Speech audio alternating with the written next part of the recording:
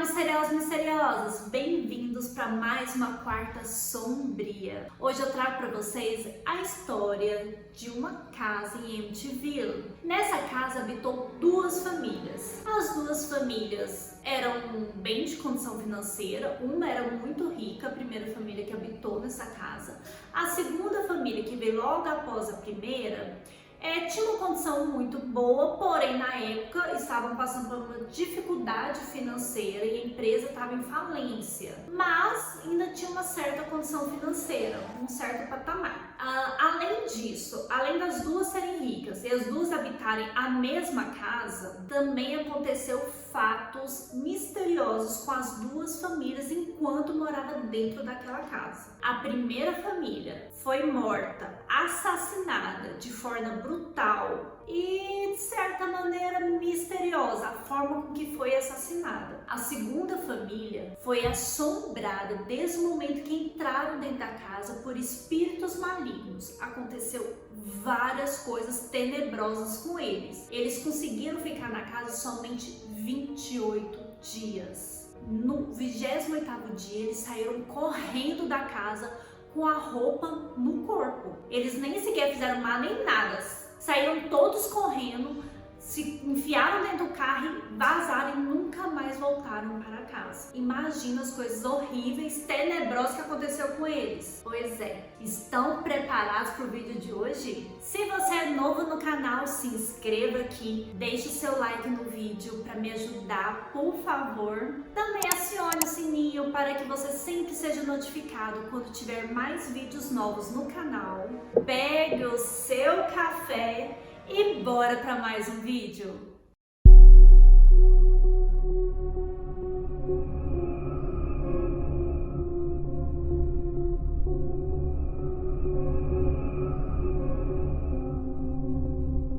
A primeira família que morou na casa de Amityville foi por volta de 1970 e no dia 13 de outubro de 1974, todos os membros da família foram assassinados enquanto dormia. Somente o filho mais velho do casal sobreviveu. Ele chegou correndo num bar da cidade onde ia encontrar com alguns amigos, dizendo que a família tinha sido assassinada. Desesperado, pedindo ajuda, todos os amigos foram para a casa dele. Viram aquele horror da família dele toda morta, de bruço, de pijama. E aí ele falou, acionou os policiais chegaram perguntando, se ele sabia o que tinha acontecido. Ele disse que foi um mafioso que entrou dentro da residência, que fez ele de refém e matou todos os familiares dele. E ele foi levado para a delegacia para ficar protegido, sob proteção dos policiais, para que esse mafioso não matasse. Mas no decorrer das investigações foi percebendo que não era exatamente o que ele estava contando. Até que no dia seguinte ele assumiu que cometeu o crime, que foi ele que matou todos os seus familiares com uma espingarda que ele tinha. Para entendermos um pouco sobre o que aconteceu, vamos entender quem eram os moradores da casa 112 de Amityville. Bom, lá morava o Ronald e a sua esposa Louise. Eles tinham um filho mais velho, Ronald Jr., que tinha 23 anos na época do assassinato, a filha Dawn, de 18 anos, Alison, 13 anos, Mark, 12 anos e John, de 9 anos. Esses eram os 5 filhos do casal. O Ronald Jr., por ser o filho mais velho, ele sofreu certos abusos físicos do pai e psicológico. O pai era muito nervoso e sempre descontou as raivas dele em cima do filho. Ele sempre foi uma criança meio problemática, pavio curto, sabe? Então isso sempre preocupou muito os pais. E por ser o filho mais velho, sempre carregou um certo peso a mais do que os outros irmãos. Desde novinho tentaram levar ele no psicólogo porque ele tinha essa personalidade um pouco bipolar, sabe? E aí não resolveu nada tratamento não adiantou, o Ronald Jr. continuava com certos momentos de violência, tal, de agressões com os pais. E aí o pai resolveu mudar a forma dele educar o filho. Em vez de ser muito bruto e violento com o filho, ele resolveu começar a presenteá-lo. Se ele continuasse sendo uma boa criança, ele comprava uma lancha para ele, que foi o que ele fez quando o Ronald tinha 14 anos. Ele ganhou uma lancha de presente dos pais. Então ele começou a substituir a educação por presentes, por mimos. Então tudo que ele queria, ele conseguia. Tipo, questão financeira não era problema nenhum para ele. Até que ele, por volta dos seus 16 anos, ele foi expulso da escola porque estava muito violento com os alunos e mexendo com drogas dentro da escola. Então ele foi expulso. E o pai ficou muito revoltado com ele, começou a brigar muito com ele por conta disso. E aconteceu um episódio que deixou a família um pouco assustada com ele. Em uma noite, os pais estavam brigando na cozinha. O pai estava sendo muito violento com a mãe de Ronald e ele resolveu defendê-la. Então ele entrou no meio da briga, pegou uma espingarda. Ele sempre colecionou armas, gente. Ele adorava colecionar armas, espingardas, essas coisas. Então assim, eu fico meio assim, né?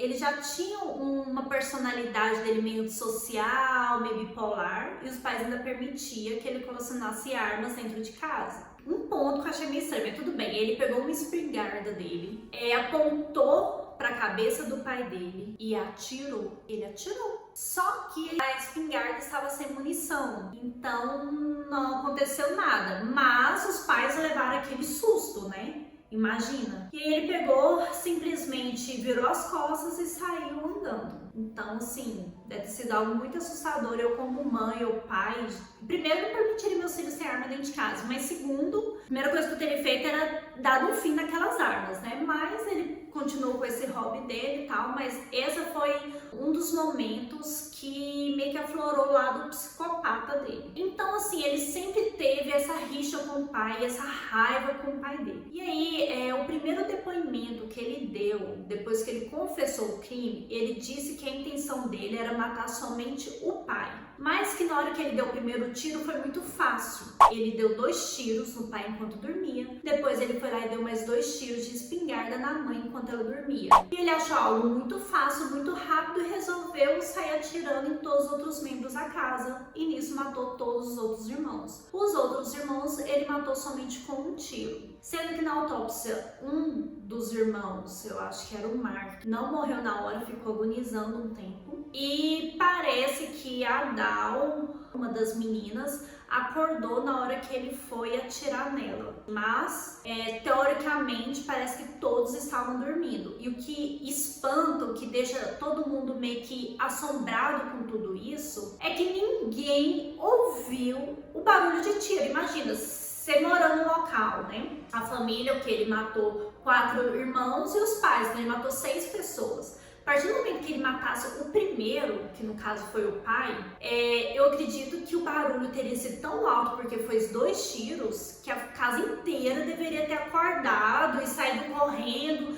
feito alguma coisa, mas não. Todos estavam deitados de bruços como se estivessem dormindo. Então parece que não houve reação nenhuma. E lá no colchão, o sangue estava no colchão, então tudo indica que eles realmente foram mortos na cama. Então não houve reação nenhuma da parte da família, dos outros integrantes. Não houve briga, não houve nada. Eles estavam dormindo e levaram um tiro e morreram dormindo. Então isso assombrou muito, porque não tinha nenhum silenciador na arma. Então não se sabe por que ninguém ouviu o barulho do tiro. E outro detalhe, nenhum dos vizinhos ouviram barulho de tiro nessa noite. Então isso deixou todos muito assombrados, né? Como que ninguém ouviu esse tanto de tiro. Então essa é a parte misteriosa desse caso. Beleza, ele disse isso, que foi algo muito fácil e que ele continuou matando. E falou que tinha umas vozes que falavam no ouvido dele, que instigava ele a matar os seus familiares. Então é outra parte também meio que sobrenatural. Beleza, aí continuou as investigações e aí ele mudou suas versões várias vezes durante o interrogatório. Cada hora ele falava uma coisa diferente do motivo dele ter matado a família. Então isso sempre deixou um pé muito atrás com os investigadores. E a última versão dele foi em 2020, onde ele disse que teve a ajuda da sua irmã Dawn. Ele era conhecido como Butch, então os amigos dele chamavam ele de Butch, então eu vou retratar ele dessa maneira. Ele disse que um certo dia sua irmã Dawn queria viajar para ver o namorado dela, queria viajar com o namorado dela e o pai não permitiu e ela ficou muito revoltada. Aí eles desceram, a Dawn mais o Butch desceram pro porão e lá eles usavam drogas e conversavam e tal, e ela falou que estava revoltada com os pais, estava muito nervoso porque não deixou ela viajar, tal, e que nesse dia tinha mais 2 amigos deles com eles lá no porão e que a Dawn teve a ideia de matar os pais. E aí na hora ele ficou meio que com o pé atrás, não queria, mas acabou resolvendo participar do assassinato. E aí os amigos também participaram, e eles combinaram uma certa noite de fazerem isso. E aí um amigo ficou do lado de fora vigiando, enquanto os outros 3 iam matar as famílias. A Dawn mais o amigo efetuaram o disparo que matou os pais dele. Aí o amigo entrou em desespero e saiu correndo, e no que ele foi correr atrás do amigo para tentar acalmar e para não fazer com que ele acabasse se entregando à polícia, fizesse qualquer coisa, enquanto ele estava lá falando com o amigo, que a Dawn resolveu matar todos os outros irmãos. E quando ele chegou em casa, ele viu que a Dawn também tinha matado os irmãos, e o combinado era matar somente os pais e depois os irmãos eles iam levar para casa dos avós. E ele ficou muito nervoso com ela, os dois começaram a discutir e a disputar, ter uma disputa com a espingarda, e nisso ele acabou, acho que batendo nela, algo assim, e ela desmaiou. Aí ele pegou ela, levou ela para a cama e atirou nela. Só que os investigadores disseram que não tem nada, nenhum indício de ter ocorrido uma luta entre eles. Mas na roupa da Dawn tinha resquício de pólvora, como se ela realmente tivesse atirado em alguém. Nos outros habitantes da casa não foi encontrado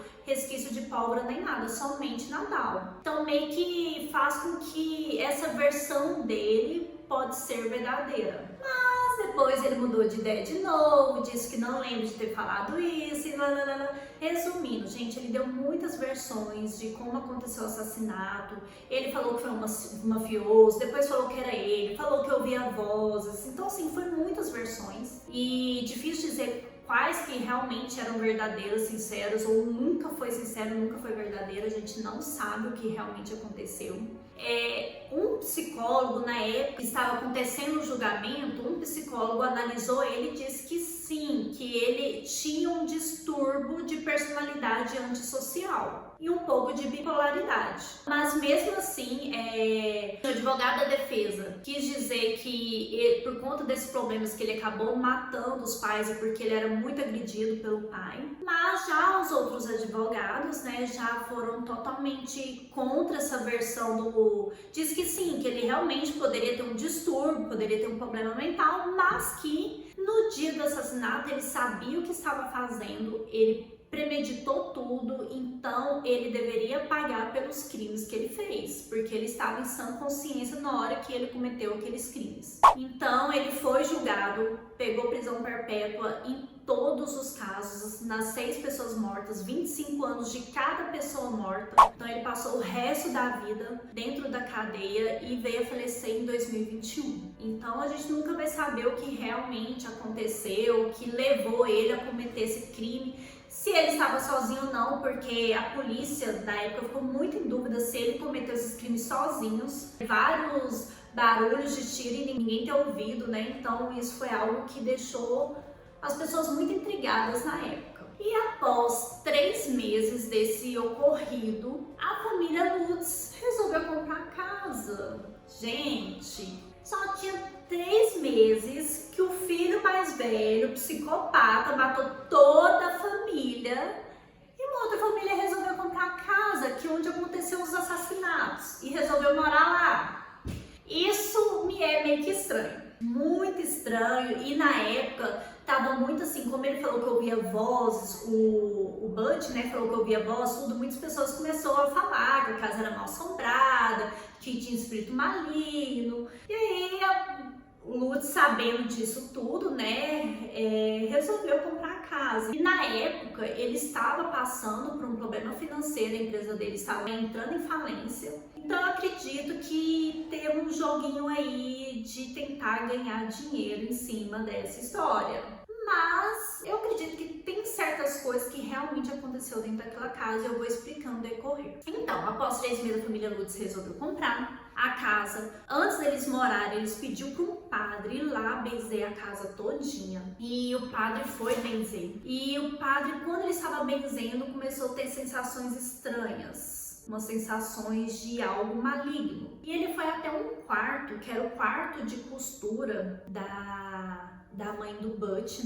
na época, né? Foi até esse quarto e chegando nesse quarto, ele sentiu algo extremamente maligno dentro desse quarto. E ele relata que ele sentiu uma mão invisível empurrar ele e uma voz mandou ele sair de dentro da casa. Então, assim, aí o padre falou para a família Lutz que aquele quarto de costura, para eles não entrarem dentro daquele quarto, que aquele quarto seja um quarto privado, assim, fechado, que ninguém entre lá, porque tinha algo muito maligno dentro daquele quarto. Beleza, sabe o que a família Lutz fez, gente? Eles resolveram fazer o quarto de costura num quarto de meditação. Tá, amor de Deus, o padre falou que o quarto era maligno, que tinha uma entidade demoníaca lá dentro e você faz um quarto de meditação. Tem história aí. Se liga, gente, isso é muito esquisito. Tá, fizeram lá o quarto de meditação deles. Assim que eles mudaram, começou a acontecer coisas muito estranhas. Mas vamos falar um pouquinho sobre a família Lutz antes da gente aprofundar sobre eles dentro da casa. A família Lutz era o George e a Kate Lutz e tinham mais 3 filhos. Só que esses 3 filhos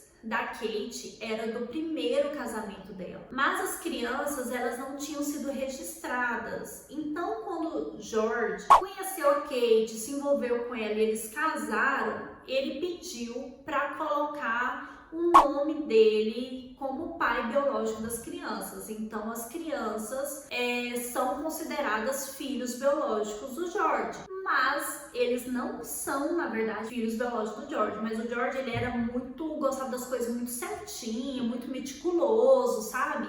Então ele colocou o nome dele, registrou as crianças como filhos dele. Só que o Daniel Lutz disse que ele era muito rígido, muito rigoroso e que ele não aceitava que eles chamassem ele de pai, que era Senhor George, ou senhor. Ele também já serviu ao exército, à marinha, algo assim, então ele tinha esse lado meio que general, entendeu? Então ele era muito rigoroso e ele era rígido no sentido de querer educar as crianças batendo, sabe? Com agressões. Então ele falou que antes mesmo de mudarem para casa, ele já era muito agressivo com as crianças. E que ele já tinha visualizado, Daniel tinha visualizado coisas estranhas. Antes de se mudarem para casa, onde eles moravam, ele tinha visto o George com os amigos conversando e o George levitando uma ferramenta. E ele tava olhando assim de longe, o George não tinha visto, e quando ele viu levitando a ferramenta, ele achou legal, falou: Sr. George, faz de novo pra mim ver. E nessa hora ele já brigou com o Daniel, já pediu pra ele sair de lá, conversou com a mãe, aí a mãe já foi falar pra ele que não aconteceu nada disso, que ele tinha visto errado, nananana. Então já tinha um ar meio que estranho, misterioso em relação ao George. Beleza, aí eles se mudaram pra casa. Na casa ele continuou da mesma maneira. Só que o Daniel relata que lá na sala de meditação, que era onde era o quarto de costura, tinha muitos livros sobre invocação satânica, invocação de espíritos, rituais demoníacos, tinha muita coisa em relação a isso. E que ele, o George, mais a mãe deles iam para essa sala e tinha, tipo assim, quando eles brigavam, quando eles não estavam se entendendo, eles iam para essa sala para meditar e fazer um tratamento espiritual de casal para as coisas melhorarem.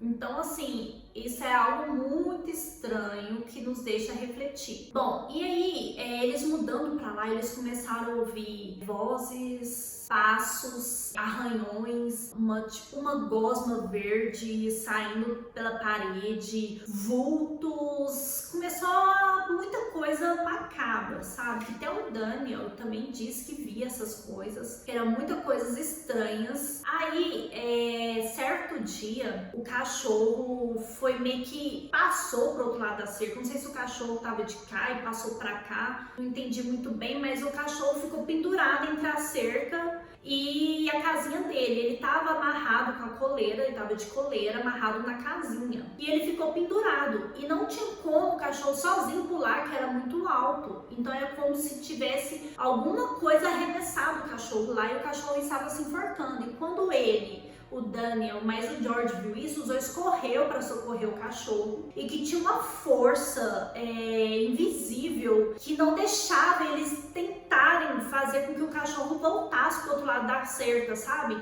Que com muita dificuldade eles conseguiram tirar o cachorro daquela situação e o cachorro tá bem, mas foi algo muito estranho que quando ele olhou para a janela do quarto da irmã dele, ele viu algo sombrio, um olho vermelho com uma cara parecendo um porco, um trem esquisito, algo maligno lá da janela do quarto da irmã dele. E ele assustou e saiu correndo e resolveu ir pro quarto da irmã pra ver o que tava lá, o que tava acontecendo, se era ela, o que era. Só que não, a irmã dele estava dormindo e não tinha nada lá, mas ele tinha visto essa aparição. E a irmã sempre relatou para a família de ter um amigo invisível com essas semelhanças, com um olho vermelho, com aparência de porco. Então ele acredita que nessa hora ele viu esse amigo imaginário da irmã. Tá, então assim, coisas muito bizarras começou a acontecer com eles lá dentro. Só que o Daniel relata que acha que sim, a casa tinha uma energia pesada, ruim, porque afinal aconteceu um assassinato lá dentro. Mas ele acredita que o George fazia rituais satânicos lá dentro da casa e tentava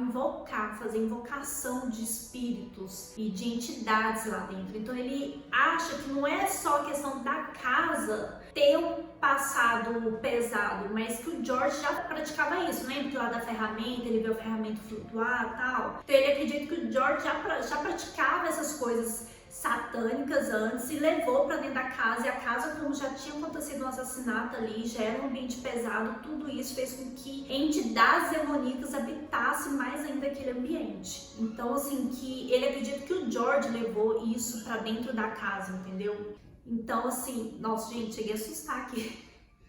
A mulher da sala do lado abriu a porta e fez um barulhinho falando disso. Quase morri do coração. Mas tá, voltando, né? Então ele acredita que o George carregou essas coisas, que não eram coisas da casa em si, que o George estava levando esses espíritos ruins pra dentro da casa. Só que o George não fala isso, ele, em momento algum das entrevistas dele, ele falou sobre esses rituais. Em momento algum. Ele disse que era algo que já estava dentro da casa mesmo, sabe? E aí o George relata que sentia momentos frios, ambientes que estavam muito frios. E que ele ligava a lareira e colocava no máximo, mas ele continua sentindo algo gelado, como se a lareira não esquentasse eles. Só que o Daniel relata que ele não sentia esse negócio frio, sabe? E que ele era obrigado a ficar na sala com essa lareira pegando fogo, que ele chegava a passar mal de tão quente e calor que ficava dentro daquele ambiente, enquanto o George ficava tremendo de frio. Então ele acredita que as entidades demoníacas, os espíritos, estavam sugando a energia do George, como ele que estava sendo o captor de toda daquela aura maligna. Provavelmente elas estavam sugando a energia dele, não de todos os membros da casa, por isso que ele sentia mais. Outra coisa também que o George acordava sempre por volta das 3h15 da madrugada, segundo ele, que era o horário que aconteceu as mortes, provavelmente era o horário das mortes. Então ele sempre acordava com pesadelos, com barulhos de tiros, sabe? A Kate sonhava muito com a senhora Louise e ela sonhava com a morte. No momento da morte dela, ela sabia falar exatamente por onde entrou o tiro e aonde saiu o tiro. As crianças também começaram a seguir muitas perseguições malignas. O Daniel diz que numa noite ele e o irmão dele acordou com a cama levitando, ele sendo esmagado no teto da casa. E que parece que esse dia foi o dia que eles saíram correndo da casa, somente com a roupa do corpo, e nunca mais voltaram. Porque parece que aconteceu isso, além de acontecer isso, a cama levitar e ele ser esmagado entre as paredes assim. O George parece que também viu um espírito muito maligno apontando para ele, como se quisesse matá-lo. E isso assustou muito a família, eles saíram correndo de lá. Bom, eu acredito que às vezes ele realmente tentou mexer com forças que ele não tinha domínio, as coisas saíram fora do controle e tudo isso aconteceu. Então, eu acredito que até certo ponto realmente é verdade, sabe? Mas a minha visão é que quando eles se mudaram pra lá, era o intuito vender essa história e ganhar dinheiro, que foi isso que eles fizeram. Assim que eles fugiram de lá com a própria roupa do corpo, eles já deram entrevistas e fizeram livros, teve várias coisas, então eu acredito que foi sim, o intuito inicial foi ganhar dinheiro. E como ele já mexia com essas coisas, rituais satânicos, espirituais, invocações, essas coisas, ele resolveu praticar isso dentro da casa justamente para fazer com que algo sobrenatural acontecesse, para que ele vendesse melhor ainda a história. E, poxa, saiu fora do controle dele. E o pior que foi as crianças que sofreram tudo. As crianças que acabou vivendo esses horrores dentro dessa casa durante 28 dias. E foi muitas coisas ruins, eu acredito que parece até possessões teve. Então, assim, foi algo muito tenebroso. Então, foi algo que ele colocou a própria família dele em risco lá dentro, mexendo com essas coisas. E nisso eu acredito que quando uma pessoa quer invocar algo ruim, invoca mesmo. Dessa parte eu acredito. Então, assim, é muito difícil, sabe? É muito difícil saber que o pai fez tudo isso para ganhar dinheiro. E o Daniel sofreu muito, porque como ele era mais velho, depois que aconteceu tudo isso, que saíram da casa e tal, muitas pessoas começaram a falar, apontar o dedo para eles, falar que eles fizeram isso para ganhar dinheiro, porque tinha acabado de ser assassinado uma família e você mudar para lá. Quem na sua sã consciência ia mudar para uma casa que tinha acabado, tinha só 3 meses que tinha acontecido um assassinato lá, sabe? Compraram a casa com valor muito abaixo do valor de custo, tudo. Então, assim, muita gente não acredita nessa história, é cética em relação a isso e fala que tudo isso foi uma maneira dele ganhar dinheiro. E o Daniel sempre foi acusado pelas pessoas de fora, porque como era filho, acabou participando sem querer participar. E ele sempre foi muito violentado pelo padrasto, sabe? Até que aos 14 anos ele pediu pra mãe dele pra fugir de casa. Virou pra mãe dele e falou: eu não aguento mais, me deixa embora. E ela foi lá, arrumou a mochila dele, colocou os sanduíches do jeitinho que ele gostava, um monte de sanduíche, um monte de coisa, entregou pra ele e deixou o filho sair de casa. E ele morou na rua por muito tempo. Assim, na entrevista você vê que ele tem transtornos, que tem coisas que ainda atormenta ele até hoje. Prejudicou muito ele psicologicamente, em tudo, sabe? Então, assim, mamãe permitir que tudo isso acontecesse também por ganância, por dinheiro, é muito difícil de acreditar nisso, né? E, infelizmente, as crianças que sofrem com toda essa história. Então, aí após ele sair, que começou as entrevistas, um grupo de paranormais resolveu ir até a casa para tentar estudar a casa. E entre eles estavam o Ed mais a Lorraine. Eles entraram, a Lorraine diz que quando eles entraram, o Ed começou as orações para purificar o ambiente e ele foi arremessado e algo invisível tentou enforcá-lo, tentou matá-lo. Então a Lorraine, na hora, conseguiu interceder lá e conseguiu tirar o Ed da casa e ela não deixou mais ele voltar para dentro daquela casa. Ela voltou dentro daquela casa mais 3 vezes, sozinha, e com a ajuda de orações, elas pediam para os amigos estarem orando e a blindando contra todo aquele mal. E ela entrou mais 3 vezes para tentar analisar aquela casa. E ela fala que sentiu realmente uma entidade muito demoníaca lá dentro, que era algo muito pesado, mas que não era algo só da época do assassinato, que provavelmente a família Lutz levou uma entidade muito satânica lá pra dentro daquela residência, tudo. Ela sentiu algo muito tenebroso, ela dizendo que é uma das piores casas que ela já entrou. Energia muito carregada, muito pesada. E eles também conseguiram tirar uma foto, acho que com infravermelho, uma coisa assim, que captou o espírito de uma criança que morou lá muitos anos atrás. É muito esquisita a criança, sabe, gente?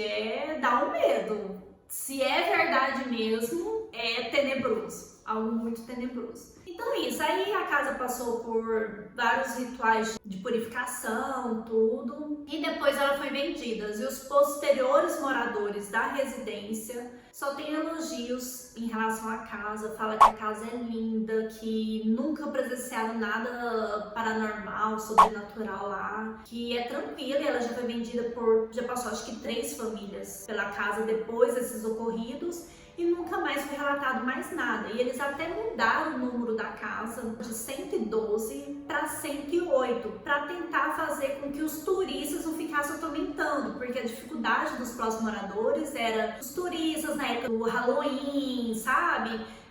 As pessoas tentarem entrar na casa para ver algo sobrenatural, então você perde essa privacidade. Então eles tentaram mudar o número da casa de 112 para 108, mas eu acredito que não deu muito certo, porque as pessoas descobriram e já divulgaram essa informação. E é isso, gente. Além das pessoas ficarem bisbilhotando e atrapalhando a privacidade deles, nada mais sobrenatural aconteceu naquela residência e as pessoas vivem super bem hoje em dia. E aí, o que vocês acharam dessa história? Vocês acham que realmente aconteceu isso, que tudo isso é verdade, é verídico? Deixa aqui nos comentários a sua opinião, que eu quero muito saber. Se você é novo no canal, já se inscreva aqui, deixa o seu like no vídeo, acione o sininho para sempre receber notificações dos próximos vídeos e até a próxima!